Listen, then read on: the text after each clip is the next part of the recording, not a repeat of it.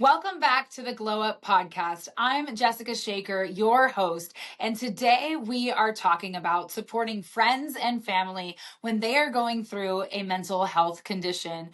But first, for those of you who are new here, welcome in. I'm so glad that you're here. So glad that you are a part of the Glow Up community. The Glow Up community is all about elevating your life, stepping out of your comfort zone, and chasing your dreams. We are about breaking the stigma, spreading hope, and letting people know that it can and it does get better. Who am I? I have a master's in education. I taught in the classroom for 12 years, but I've now left the classroom, started my own LLC, and am working on mental health advocacy because I am a survivor. I'm a survivor of severe anxiety and depression. I went through a severe mental health crisis 2.5 years ago. I'm so thankful to survive. And now I am telling my story in hopes that it becomes someone else's survival guide. I want to let you know that the topics we cover may be triggering, so please reach out to a mental health professional or 988 for more support if needed. I also want to give a disclaimer that I do not provide medical advice because I am not a therapist, I'm not a doctor, I'm an educator. All right, let's get started. When I was going through my mental health crisis, there were a lot of people who wanted to help me. There are a lot of people who cared, who reached out. But unfortunately, when you are struggling with a mental health condition, you frequently experience something called decision fatigue. Even just being asked simple questions like, what would you like for dinner? Or what can I bring you? Or what can I do for you? All those questions are well intentioned, but to a person who is really struggling, they may not have the mental capacity to be able to think and plan and come up with these ideas or even have the energy to text you back at all because they are spending all of their mental energy fighting difficult thoughts and literally just trying to survive. So, a lot of supporting your friend or loved one with a mental condition is going to be about showing up even when they do not have the energy to ask. Now, of course, it is really important to respect their boundaries. And if they don't want you showing up like at their house unannounced, then of course we need to respect that. But this is going to look like sending gift cards for takeout food. This is going to look like delivering food to their doorstep, folding the laundry for them, showing up and saying that you can take the kids out for a few hours so that they can have time to themselves. It looks like little gestures, offering to take a kid to their soccer practice. Little gestures, even if they don't ask, because they may not have the energy to ask. Now, I think one of the hardest things about being a friend or family member trying to support somebody with a mental health condition is that it's really hard to be patient. You want to be able to fix the problem. You want to be able to make them feel better because you care. And sometimes in your mind, the solution is so clear. You can see what's going to help them. But you need to be patient because they need to come to that healing and that solution in their own terms, in their own timeline, when they are ready for it. And also, sometimes medications take a very long time to work. So I know that it's easy to get restless. It's easy to feel impatient. It's easy to feel like, why can't they just get better? But that is one of the worst things that you can do, to put that kind of pressure on them, to put any kind of timeline on them. That is what almost made my mental health crisis cost me my life, is when I felt like I was a burden, like I was a failure, and like I wasn't getting better quick enough.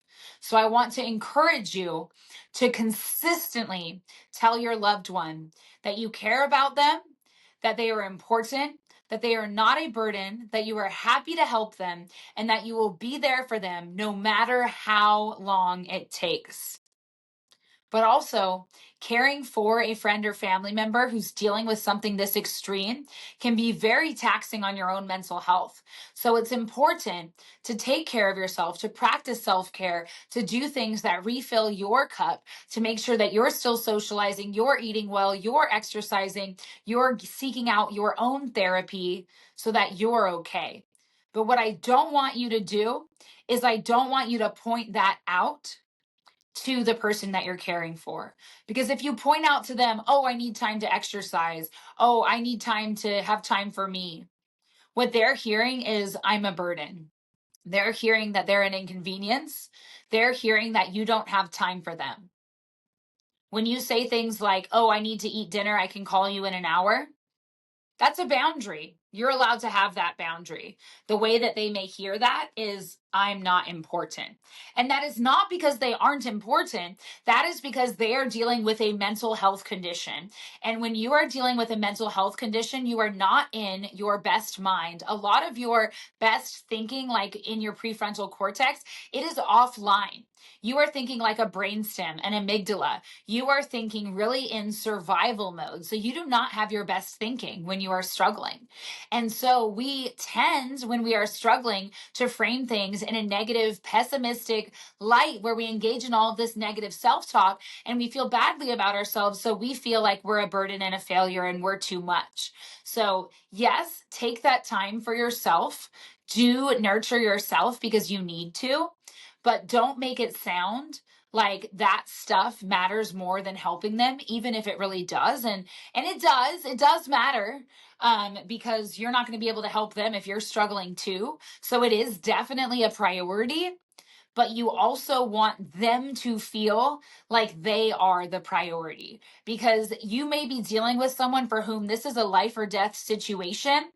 And for somebody that you truly love, you would drop everything. You would stop eating dinner, in order to help them with what they're going through, because it is that severe. So let's talk about when that friend or family member calls you on the phone and they're struggling. Now, this could be a variety of different conditions. The conditions I have personal experience with are generalized anxiety disorder, panic disorder, and depression. They call you, they're really struggling, and they're just like, I don't know how I'm going to get by. It is so hard. I'm so upset. Each day is so difficult. I don't want you to jump to solutions. I want you to ask them what would be most helpful. Ask them, do they want solutions? Do they want suggestions? Or do they just want validation? Do they just want a listening ear?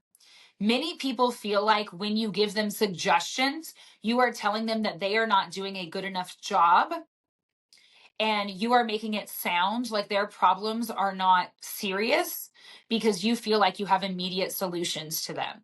So if they're ready to hear solutions, go for it. But if they are not, you are just being an active listener. You are validating. And to be very clear, validation is not telling them to have a positive attitude. Let me say that again. Do not tell the person who is struggling, just smile, just be positive, just look for the silver lining. That is the most invalidating, insensitive thing that you can say to someone who is struggling, because that takes away the power of their feelings. That makes it seem like it is their fault, like they have the ability to just magically get better. And I can tell you, as a person who navigated severe anxiety and depression, it took medication, it took therapy, it took time, it took transcranial magnetic stimulation. If it was as easy as just deciding I was going to be better, I would have been better way sooner. So I know that you are well intentioned when you say that. I know you are trying to help them to heal, but please hold back on that mentality. Also, we need to meet them where they're at. You might tell them, hey, let's go for a walk. It's going to make you feel better. But that person might feel like there's no way I can get outside right now. It is too daunting for a variety of different reasons. And I need you to not let them feel like a failure, because every time you give them an invitation where you're trying to help them get out of the house and they have to turn it down, they feel like they're incompetent. They feel like they're weak, like they're lazy, like they're not enough. So I want you instead to give them opportunities to experience this success with minor, small tasks, little things. Can you take your dish down to the dishwasher? How about we fold these two shirts and put them away? How about I help you go to the bathroom so that you can brush your teeth? How do these little things. How about we look for some fresh clothes for you to change into? Little, manageable, doable tasks, because those little things are going to build the momentum. They're going to build the person's confidence.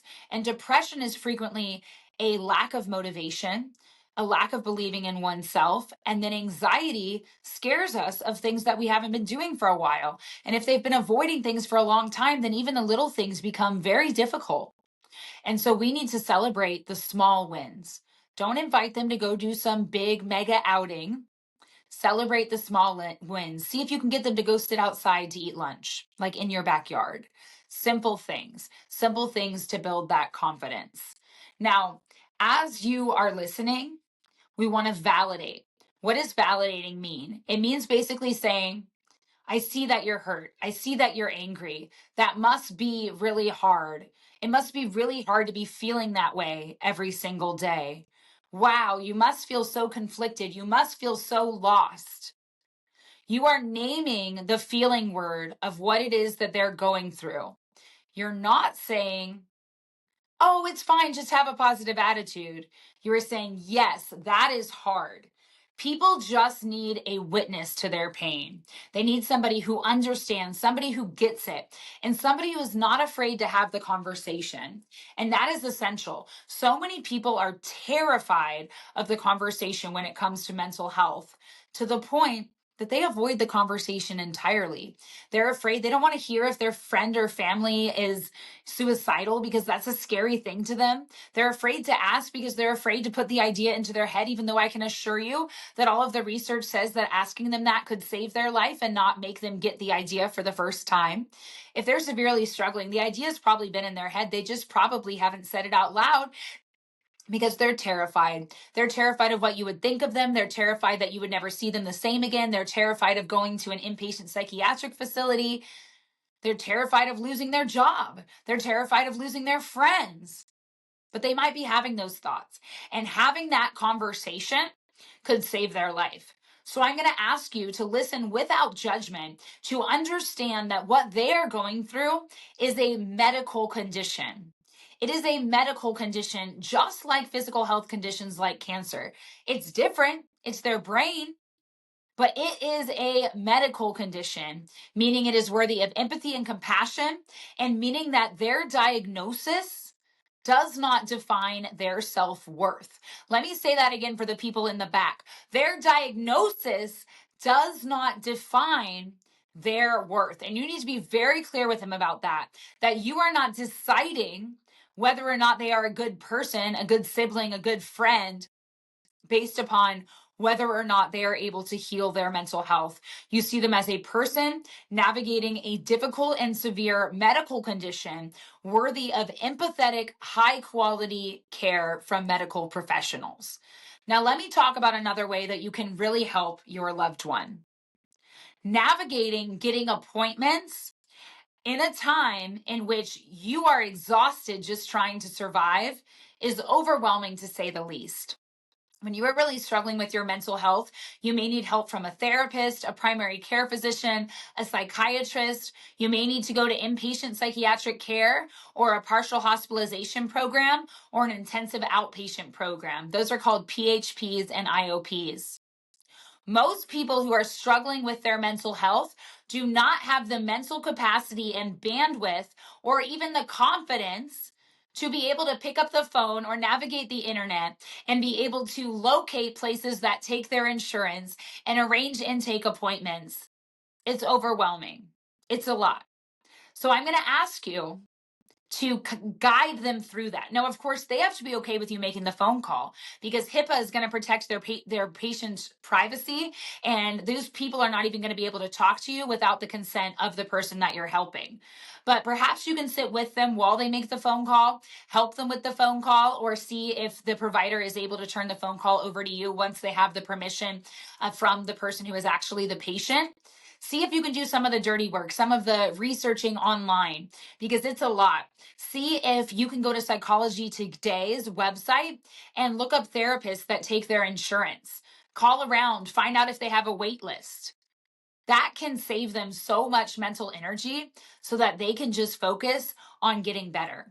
And another thing that makes me so frustrated about a lot of these programs is many of them are not necessarily in your hometown. They may be a 30-minute, an hour drive away, depending on where you live and what's available in your area. Someone who is experiencing a severe mental health crisis should not be expected to drive. Do not put that pressure on them of trying to see if maybe they're ready to drive today. No, It is too much pressure. It's going to make them feel like a failure every single day when they can't do it. Also, a lot of the mental health medications that they may be taking may make them drowsy. So it may be straight up not safe for them to drive. But if they are already in their survival brain, they probably shouldn't be on the road, because are they going to be able to make the best decisions? Probably not. It is dangerous for them. It is dangerous for others. And heaven forbid they have an intrusive thought while they're driving and something happens that costs them their life or somebody else theirs. So I would not put them behind a wheel, period.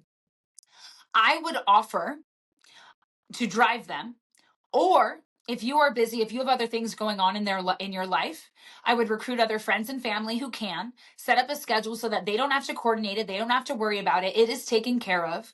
Or get them an Uber or other ride service. Now, I do want to give a caution about the ride service. If this person is really struggling, and they are at risk of being taken advantage of, you do need to be really careful with putting them like with a stranger in a car, because they may not be in their best mental capacity to keep themselves safe, especially if they are drowsy on various medications. So that is definitely something to be incredibly careful about.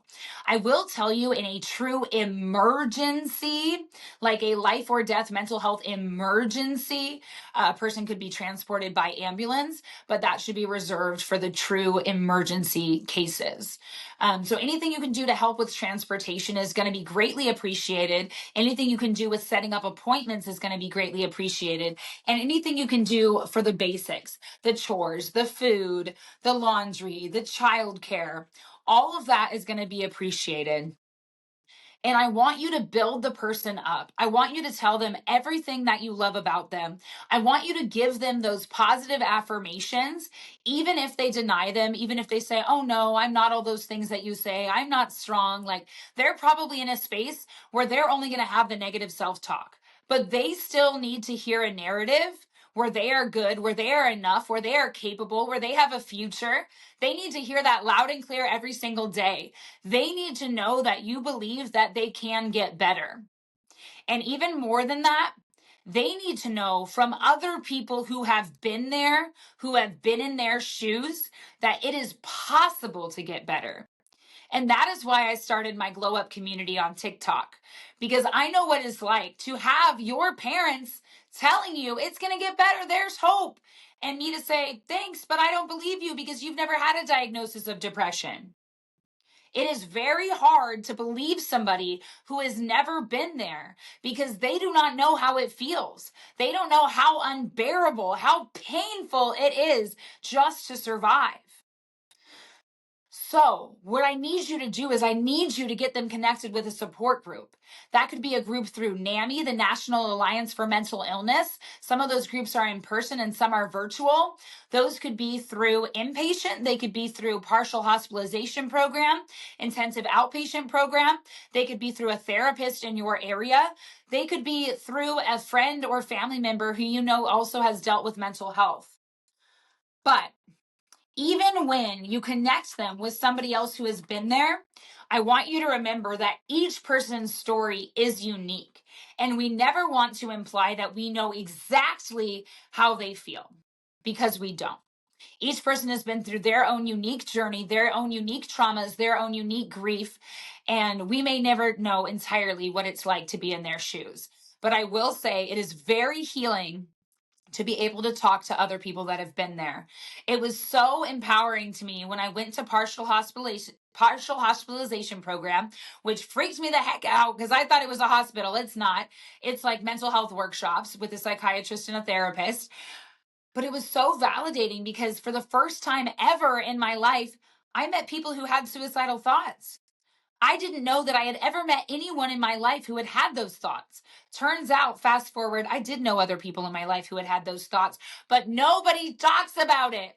Nobody talks about it because they are worried it is going to ruin their reputation, or they are worried they're going to end up in the hospital, or they are worried they're going to lose their job, or that you won't be their friend anymore. So people don't talk about it. I can assure you, you know people in your life who have had this thought. It is a lot more common than you may think because people are so darn scared to talk about it. And unfortunately, we frequently find out that somebody was thinking about that when it's too late, when they're gone. That's when we realize that they were suicidal, when it's too late.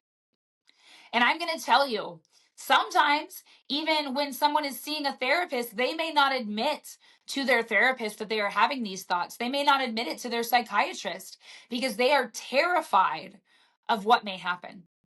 So I do want to let you know that most places use a 6-question risk screener. You can look it up. I think it's called the CRSS. I apologize if I quoted it wrong, but just look up the suicide risk screener. It'll come up. They ask you 6 questions. They ask you whether you wish that you wouldn't wake up, where you're not planning necessarily on harming yourself, but you would consider it to be convenient if you didn't wake up the next day. That is a red flag. It is a 1 out of 6 on the red flag. It is not considered severe, but it is a red flag that something is wrong. So if you hear a friend or family member saying something like, it would be so much easier if I didn't exist, that's a red flag. Now, I will tell you, I had those red flags and I went to the ER and the ER evaluated me and sent me home.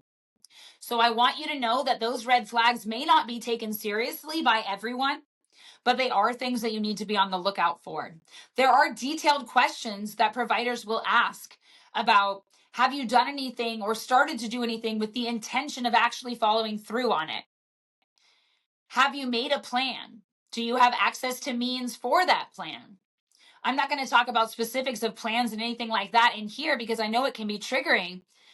But I think these are important questions to ask your loved one, or to have a medical provider ask your loved one in a place in which they feel like they're allowed to answer honestly. Because they are not going to get the help that they need at the level that they need if nobody knows how bad it is. Everyone in my family knew that I had suicidal thoughts. The only one who knew what my various possible plans were was my husband. He knew the things that I had thought of. No one else did because no one else asked. And I didn't want to hurt their feelings by telling them. I didn't want them to know how bad the thoughts were. They knew I had the thoughts. They knew. They knew that I was coming over and sitting on their couch because I couldn't take it anymore. But I didn't want to hurt their feelings. I didn't want them to feel like I was somehow ungrateful for the life that they had given me by wanting to leave. But I want you to know that those thoughts are not an insult to the life that you've had. They are not an insult to your family. They are not an insult to your loved ones. They are not an insult to your friends. They are a cry for help. They are I can't take this. The feelings are so strong and challenging that it is unbearable. And my brain is coming up with the only way that I think I can get out of this. Because we're told to be patient and we're told that the medication is going to work and the therapy is going to work. And when you try those things and they don't work, you become very hopeless. If you notice, there are warning signs. Look up warning signs. If you notice someone is giving away their stuff, or they're making reckless decisions, they're driving without a seatbelt, they're crossing the road without looking both ways, these are signs. You need to be on the lookout. Reach out to 988 if you are concerned. You can reach out on behalf of your loved one. You can call because you are supporting them. You can call, text, or chat online with 988 for mental health crisis support. Going to the ER is your way to get them on an involuntary hold, but I will tell you that sometimes they will turn you away even when you really need it, because they will assess it and decide that it is not severe enough. If that happens and you are genuinely concerned, go again, or go to a different one, or keep going. You need to be persistent and consistent and be a bold advocate again and again and again until someone takes you seriously, because this is important. Their life is on the line. It took me having a self-aborted attempt before the ER admitted me going to inpatient. It should not have gotten to that life or death of a level. I was filling out a suicide risk screener every single day in PHP, partial hospitalization program. I was scoring a 3 out of 6. At a 4 out of 6, they consider sending you. I was a 3 out of 6, so they didn't. 3 out of 6 is still a pretty big chance. I think we need to relook at that. Now, I understand a lot of people are apprehensive about inpatient psychiatric facilities. Some are very traumatic. Some mistreat their patients.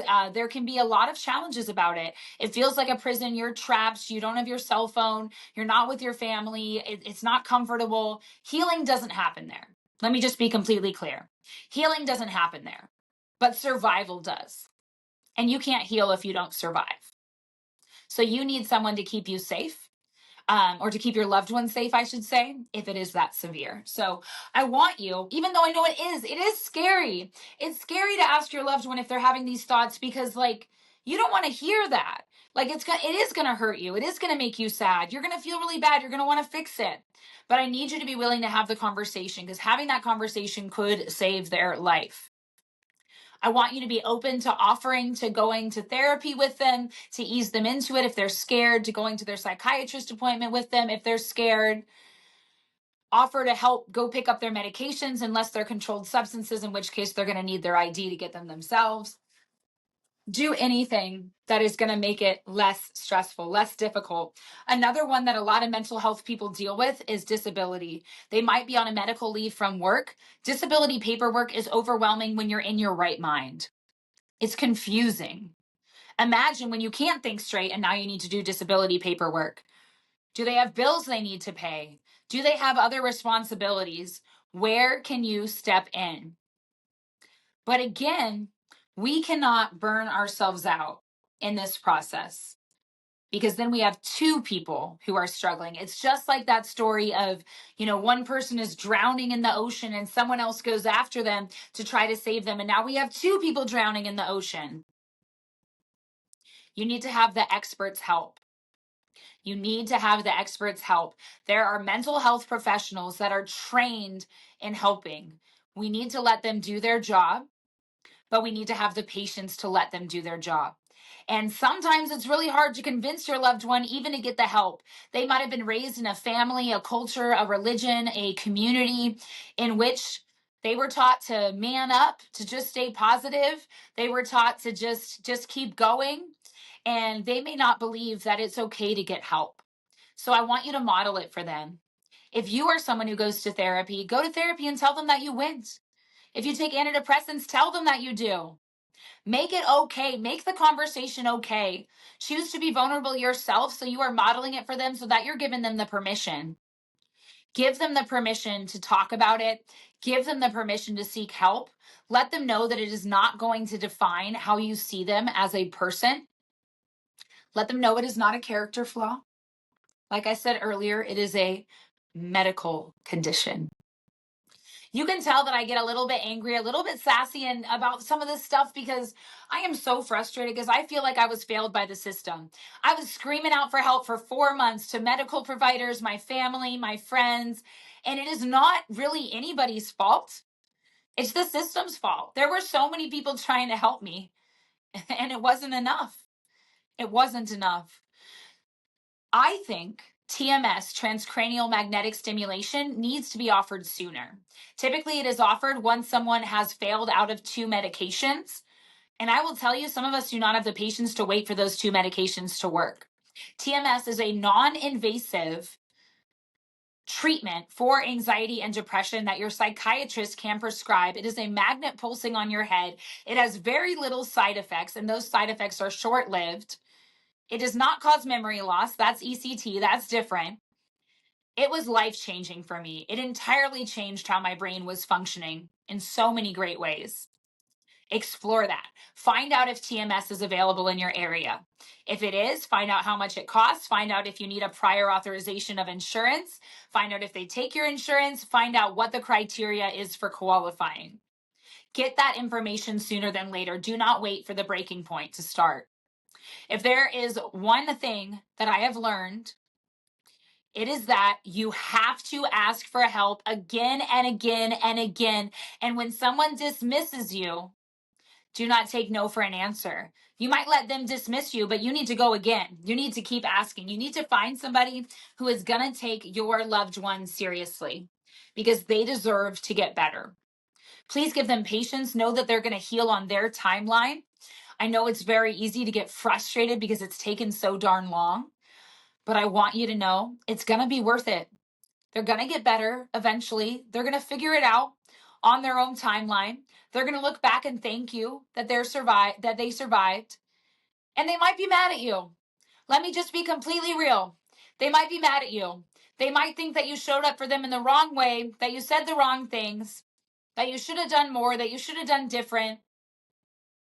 Let them have their feelings. They're processing a lot. They're going through a life or death situation.